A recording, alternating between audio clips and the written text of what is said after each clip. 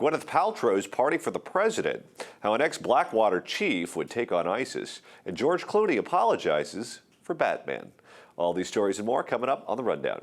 All right, stand by. 10 seconds. Talent. Ready, camera. Record. 3, 2, 1. Record. Thanks so much for joining us. This is The Rundown, where we take a look at some of the big stories making headlines. I'm your host, John Phillips. Joining us from Washington, D.C. is PJTV contributor Michelle Fields. And here in studio, we're joined by stand-up comic extraordinaire, Mr. Stephen Cruiser. Now it's time to go to the top of The Rundown. And we'll begin with Michelle. At the top of my rundown, actress Gwyneth Paltrow hosted an expensive fundraiser for President Obama, which of course paralyzed parts of Los Angeles for hours. The actress held the event at her home in Brentwood last week. For $1,000, you could hear him speak to the crowd. For $32,000, you could listen to him speak, take a picture with him, and have dinner at Paltrow's home. At the event, Paltrow got tongue-tied over the president, saying, quote, "You're so handsome that I can't speak properly." She also described herself as one of Obama's biggest fans, if not the biggest. Other celebs in attendance included Julia Roberts. As you can expect, traffic was a mess across Los Angeles due to the president's visit. John, does this surprise you to see Hollywood celebrities still swooning over the president? It seems as though Democrats have sort of fallen out of love, yet Hollywood has not, apparently. Right, and what's interesting about this is that the Democrats are defending a lot of seats this time around, very few of them on the left coast. California, of course, doesn't have a senator that's up for election. If we did, it probably wouldn't be a contested election. But this kills them in red state America. How does this get you votes in Alaska, where they need votes? How does this get you votes in Arkansas or Louisiana or West Virginia or Montana or any other states where the Democrats are trying to defend incumbent senators or seats that they currently have? If anything, this just turns off middle America to the Democratic Party. It paints them as a party of elitists. I mean, she didn't really make much sense. If you go back and look at some of the other things that she said, she almost wished that Obama was king and not president. She wishes she could give him whatever power he needed to do whatever he wanted to do. It's ridiculous on every possible level, but as far as I'm concerned, go ahead and let her do it. It just makes him look more ridiculous.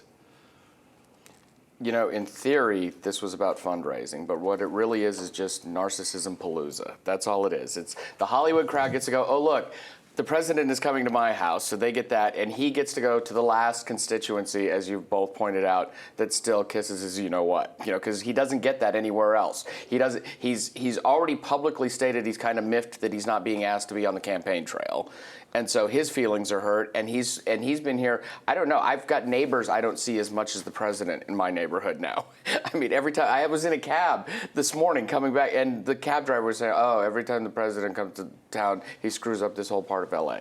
And I said, "Yeah, it's true." So this is really just all about the egos. It's real. It's not about the money that much. He's not specifically targeting candidates and raising money for them. And it's just it's this sad Nero on the roof fiddling thing. You know, they frequently accuse our side of living in a bubble, and sometimes they're right. Sometimes we do live in a bubble.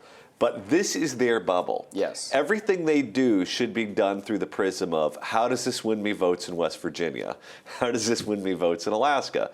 And they look down on those people, so they don't know how to win votes in those states. They look at these people like they're backwards. They're clinging to their Bible and their guns.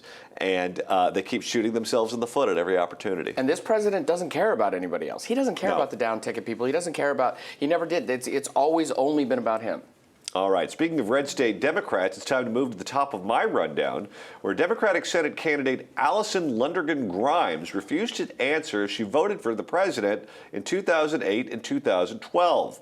Grimes was asked not once, not twice, not thrice, but 4 times in a very awkward interview with the Louisville Courier-Journal.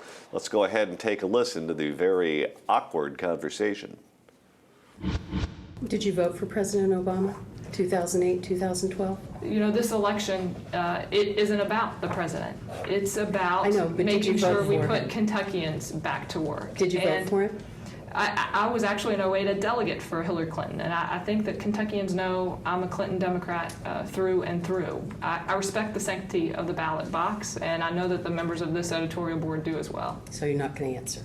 Again, I don't think that the president is on the ballot as much as Mitch McConnell might want him to be.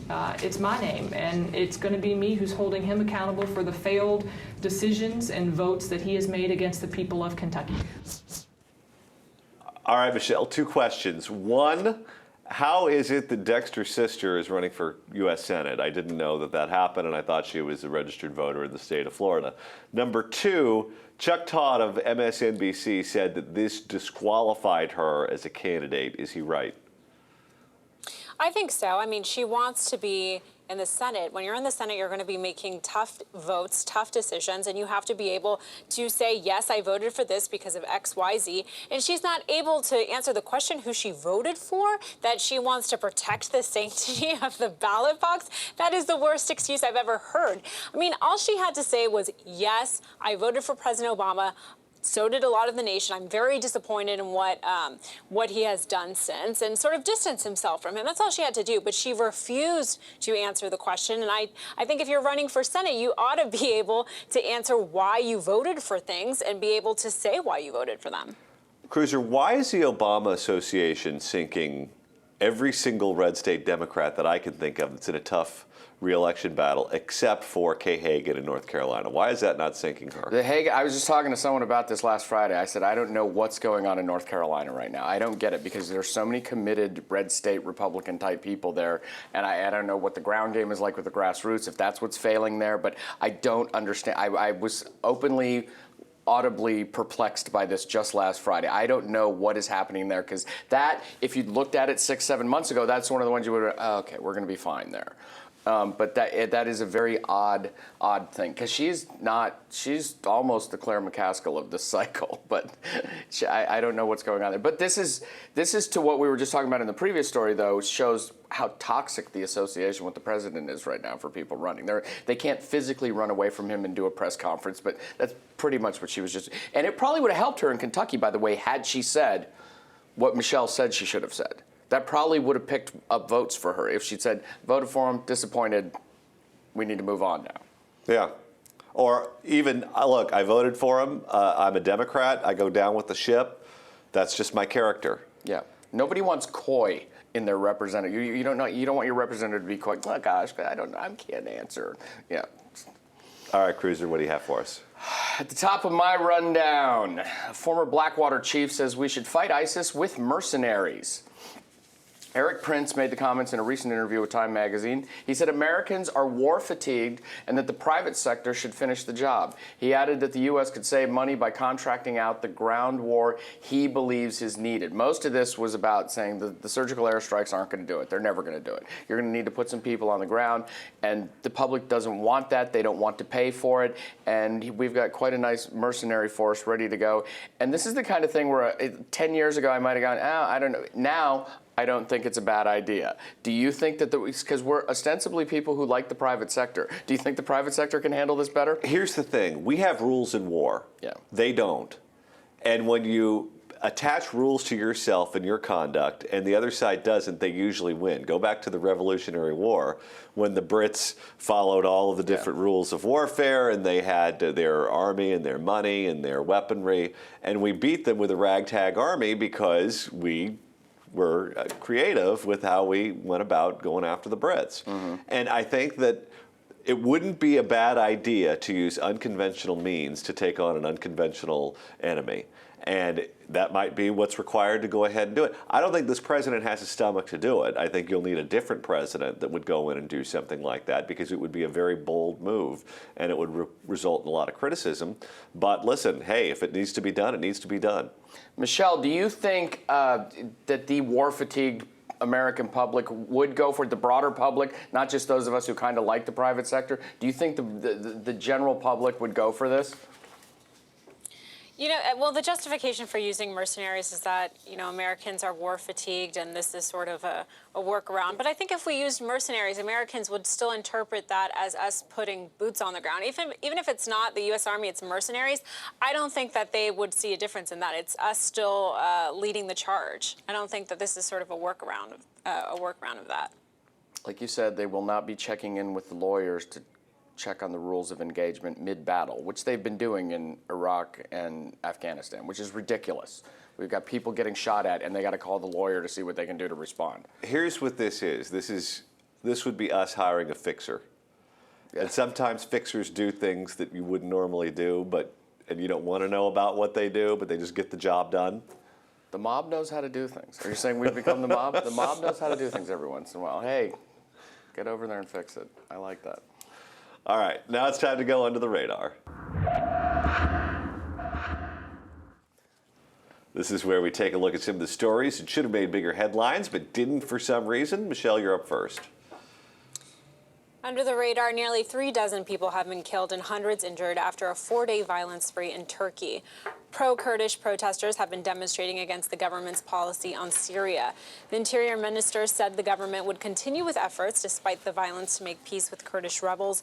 Clashes broke out in 35 cities over 4 days in what's being called the spiral of violence.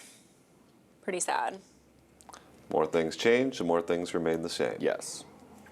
All right, Cruiser, you're up next. Under the radar.